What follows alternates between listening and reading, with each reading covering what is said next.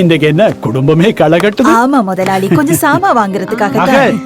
கிழங்கு, பருப்பு, துண்டு மிளகாய், பெரிய சமன் உண்டு, சீனி, நெத்தலி.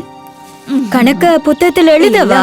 அஸ்வசுமையில இருந்து எங்களுக்கு பேங்குக்கே காசு வருது. குறைந்த வருமானம் பெறும் குடும்பங்களுக்காக அதிகரிக்கப்பட்ட ரூபாய் 15,000க்கான கொடுப்பனவு உறுதியானது. கேஸ் சிலிண்டருக்கு நீங்கள் வழங்கும் வாக்கினால் அதனை பாதுகாக்க ரணிலினால் இயலும். மேக்ஸ் கிளீனை தரும் 3 கட்டிகளுடனான விம் மேக்ஸ் கட்டி 30 ரூபாய் மேக்ஸ் அமைப்புடன். அனைத்து விதமான பிரச்சனைகளுக்கும் 11 நாட்களில் தீர்வு காண ஸ்ரீ மாரியம்மன் ஜோதிட நிலையம். தொடர்புகளுக்கு 0091 990 816 585 6.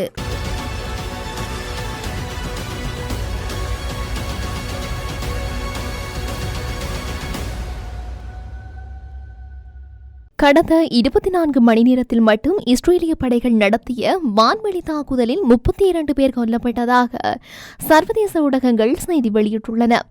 இதேவேளை தெற்கு காசாவில் மவாசி என்ற பகுதியில் பாதுகாப்பு முகாம்களில் தங்கியிருந்தவர்கள் மீது குண்டு வீசப்பட்டதாக குற்றச்சாட்டுகள் எழுந்துள்ளன. ஹமாஸ் அமைப்பின் முக்கிய தலைவர்களை குறிவைத்தே இந்த தாக்குதல் நடத்தப்பட்டதாக இஸ்ரேல் கூறுவது முற்றிலும் பொய்யான தகவல் என்றும் ஹமாஸ் குறிப்பிட்டுள்ளது.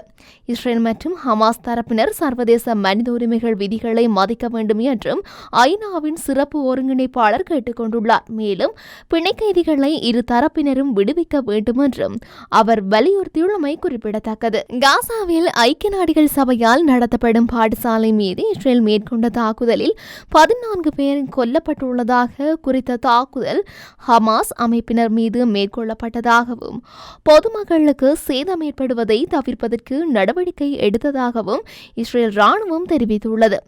எனினும் இந்த தாக்குதலில் பெண்கள் மற்றும் குழந்தைகள் கொல்லப்பட்டதாக காசாவின் வைத்திய அதிகாரிகள் குறிப்பிட்டுள்ளனர். இந்த தாக்குதல் தொடர்பில் ஐக்கிய நாடுகள் சபை தனது கண்டனத்தை வெளியிட்டுள்ளது.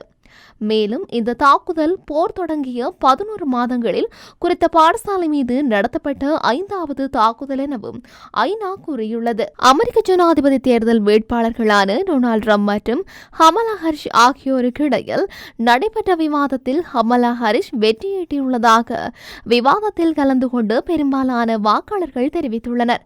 ட்ரம்ப் மற்றும் கமலா ஹாரிஸ் ஆகிய இருவரும் குறித்த தாக்குதலின் 23ஆம் ஆண்டு நினைவேந்தலில் கலந்து கொண்டதன் பின்னர் 90 நிமிடங்களுக்கு நடைபெற்ற விவாதத்தில் பங்கு பெற்றிருந்தனர். இதன்போது டிரம்பின் பிரச்சார கூட்டங்களில் இருந்து ஆதரவாளர்கள் பிரச்சாரம் நிறைவடைய முன்னரே சலிப்புத்தன்மையுடன் வெளியேறிவிடுவதாக கமலா ஹாரிஸ் சுட்டிக்காட்டியிருந்தார். அதற்கு பதிலளித்த ட்ரம்ப் கமலா ஹாரிஸின் பிரச்சார கூட்டங்களுக்கு பெருமளவிலான மக்கள் கலந்து கொள்ள ஆர்வம் காட்டுவதில்லை என தெரிவித்தார். அதையடுத்து குடியேற்றம் மற்றும் கொள்கை மாற்றங்கள் தொடர்பில் ஹாரிஸ் செயற்திறன் அற்ற நடவடிக்கைகளை ட்ரம்ப் விமர்சித்திருந்தார். ட்ரம்ப் நடைமுறைப்படுத்திய கருக்கலைப்பு தடை மற்றும் 2021ஆம் ஆண்டு அமெரிக்க தலைநகர் மீது மேற்கொள்ளப்பட்ட தாக்குதல் தொடர்பான விமர்சனங்களை கமலா ஹாரிஸ் முன்வைத்திருந்தார்.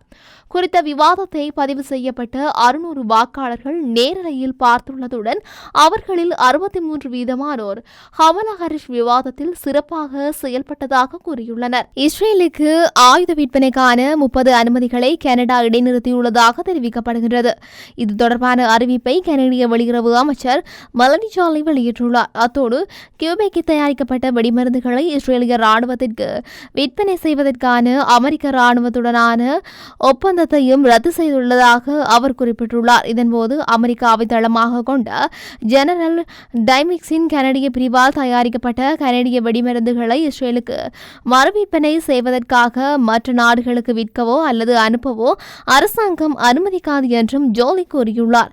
கனேடிய ஆயுதங்கள் இஸ்ரேலில் விற்பனைக்கு செல்லும் ஒரு நாட்டிலிருந்து விற்பது சர்ச்சைக்குரியதாக மாறியுள்ளதாகவும் ஜெனரல் டைனமிக்ஸ் போன்ற வணிக பரிவர்த்தனைகள் வெளிப்படையாக தடை செய்யப்பட்டுள்ளதாகவும் ஜோலி மேலும் குறிப்பிட்டுள்ளார். ரஷ்யா உக்ரைன் இடையே 2 ஆண்டுகளுக்கு மேலாக போர் நடைபெற்று வரும் நிலையில் போர் முடிவுக்கு ஆலோசனை வழங்க தயார் என மத்திய வெளியுறவு அமைச்சர் ஜெய்சங்கர் தெரிவித்துள்ளார். ஜெர்மனியில் நடந்த வெளியுறவு அலுவலகத்தின் தூதர் மாநாட்டில் கலந்து கொண்ட போதே அவர் இதனை குறிப்பிட்டுள்ளார்.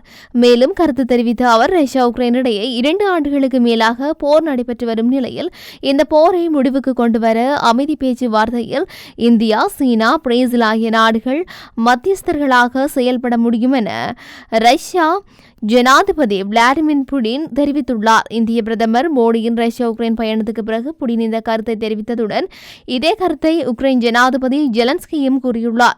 இரு நாட்டு தலைவர்களுடனும் இந்தியாவுக்கும் பிரதமர் மோடிக்கும் நல்லுறவு இருக்கும் நிலையில் போரை முடிவுக்கு கொண்டுவர இந்தியாவின் முன்முயற்சியை உலகமே எதிர்பார்க்கின்றது.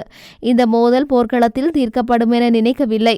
ஒரு கட்டத்தில் பேச்சுவார்த்தை நடக்கும் போது ரஷ்யா மற்றும் உக்ரைன் அந்த பேச்சுவார்த்தையில் இருக்க வேண்டும். போர்க்களத்தில் இருந்து நீங்கள் ஒரு தீர்வை பெறப் போகின்றீர்கள் என நாங்கள் நினைக்கவில்லை. நீங்கள் பேச்சுவார்த்தை நடத்த வேண்டும் என நாங்கள் நினைக்கின்றோம். உங்களுக்கு ஆலோசனைகள் தேவைப்பட்டால் நாங்கள் எப்போதும் அதை வழங்க தயாராக இருக்கின்றோம் என ஜெய்சங்கர் தெரிவித்துள்ளமை குறிப்பிடத்தக்கது. இந்தியாவின் வடக்கு பகுதி மற்றும் பாகிஸ்தான், ஆப்கானிஸ்தான் சில பகுதிகளில் சக்தி வாய்ந்த நிலநடுக்கம் ஏற்பட்டுள்ளதாக சர்வதேச ஊடகங்கள் செய்தி வெளியிட்டுள்ளன. இந்த நிலநடுக்கமானது நேற்றைய தினம் பதிவானதாக தெரிவிக்கப்பட்டுள்ளது. அதன்படி டெல்லி, உத்தரப்பிரதேசம், ஹரியானா, பஞ்சாப், ஜம்மு காஷ்மீர் ஆகிய மாநிலங்களில் ரிக்டர் அளவுகோலில் 5.8 வலுவான நிலநடுக்கம் ஏற்பட்டுள்ளதாக குறிப்பிடப்பட்டுள்ளது. ஜெர்மன் புவியியல் ஆட்சி மையத்தில் ரிக்டர் அளவுகோலில் 5.8 அளவுள்ள நிலநடுக்கம் மதியம் 12:58 மணியளவில் பாகிஸ்தானை தாக்கியதாக தெரிவிக்கப்பட்டுள்ளது. பாகிஸ்தான் தலைநகர் இஸ்லாமாபாத் உட்பட்ட நாட்டின் பல பகுதிகளில் இந்த நிலநடுக்கம் பதிவாகியுள்ளது. இந்த நிலநடுக்கம் பஞ்சாப் மற்றும் ஹைபர் பக்துன்வக் மாகாணங்கள் மற்றும் மத்திய தலைநகர் பகுதிகளிலும் உணரப்பட்டதாகவும் குறிப்பிடப்பட்டுள்ளது. மன மற்றும் உடல் ஆரோக்கியம் பற்றிய கவலைகள் மேற்கோள் காட்டி சமூக ஊடகங்களை பயன்படுத்துவதாக சிறுவர்களுக்கு குறைந்தபட்ச வயது வரம்பை நிர்ணயிக்க ஆஸ்திரேலியா உத்தேசித்துள்ளது. இந்த திட்டம் டிஜிட்டல் உரிமை சட்டத்தரணிகளின் எச்சரிக்கையை அடுத்து ஆஸ்திரேலிய அரசாங்கத்தினால் உத்தேசிக்கப்பட்டுள்ளது. இந்த தகவலை ஆஸ்திரேலிய பிரதமர் மந்திரி அந்தோனி அல்பானிஸ் உறுதிப்படுத்தியுள்ளார். இந்த நிலையில் இந்த வயது வரம்பு 14 முதல் 16 வயது வரை இருக்கலாம் என்று அவர் கூறியுள்ளார். சிறுவர்களை சமூக ஊடகங்கள் சாதனங்களில் இருந்து விலக்கி அவர்களை நடைபயிற்சி, நீச்சல் குளங்கள் மற்றும் டென்னிஸ் மைதானங்களில் பார்க்க விரும்புவதாக அல்பனிஸ் ஆஸ்திரேலிய ஒலிபரப்பு நிறுவனத்திடம் கூறியுள்ளார். அத்துடன் இந்த சட்டம் நடைமுறைப்படுத்தப்பட்டால் சமூக ஊடகங்களில் வயது கட்டுப்பாட்டை விதித்த உலகின் முதல் நாடாக ஆஸ்திரேலியா மற்றும் என குறிப்பிட்டுள்ளார். முன்னதாக ஐரோப்பிய ஒன்றியம் இது தொடர்பான முயற்சிகளை மேற்கொண்ட போதும் அந்த முயற்சிகள் தோல்வியடைந்ததாக அவர் தெரிவித்துள்ளார். அமெரிக்காவின் நாசா விண்வெளி ஆய்வு மையம் அண்மையில் மனிதன் வாழக்கூடிய ஒரு நிலவு தொடர்பான தகவலை வெளியிட்டுள்ளது. யூரோப்பா கிளிப்பர் என்ற விண்கலம் இந்த முக்கிய மைல்கல்லை கடப்பதற்கான தகுதிகளை பெற்றுக் கொண்டுள்ளது என நாசா அறிவித்துள்ளது. வியாழன் கிரகத்தின் நிலவுகளில் ஒன்றில் மனிதர் வாழக்கூடிய சாத்தியப்பாடுகள் காணப்படுவதாக தெரிவிக்கப்படுகின்றது. இது தொடர்பில் ஆய்வு செய்வதற்காக எதிர்வரும் அக்டோபர் மாதம் 10 குறித்த விண்கலம் விண்ணில் ஏவப்பட உள்ளது. வியாழன் கிரகத்தில் காணப்படும் கடுமையான கதிர்வீச்சு சூழ்நிலையில் விண்கலத்தின் கருவிகள் செயலிழக்காமல் தொழிற்படுவதற்கு தேவையான தொழில்நுட்பங்கள் உருவாக்கப்பட்டு வருவதாக தெரிவிக்கப்படுகின்றது. இந்த விண்கலத்திற்கு பயன்படுத்தக்கூடிய டிரான்சிஸ்டர்கள் தொடர்பில் கடந்த 4 மாதங்களாக ஆய்வு நடத்தப்பட்டுள்ளது. யூரோப்பா கிளிப்பர் என்ற இந்த விண்கலத்தை ஏவுவதற்கு தொழில்நுட்ப ஆய்வுக்குழு அனுமதி வழங்கியுள்ளது. இந்த விண்கலம் ஞாயிற்று தொகுதியில் பூமியை தவிர வேறு கிரகங்களில் அல்லது இடங்களில் ஜீவராசிகள் வழங்குகின்றனவா என்பது குறித்து கண்டறியும் நோக்கில் உருவாக்கப்பட்டுள்ளது.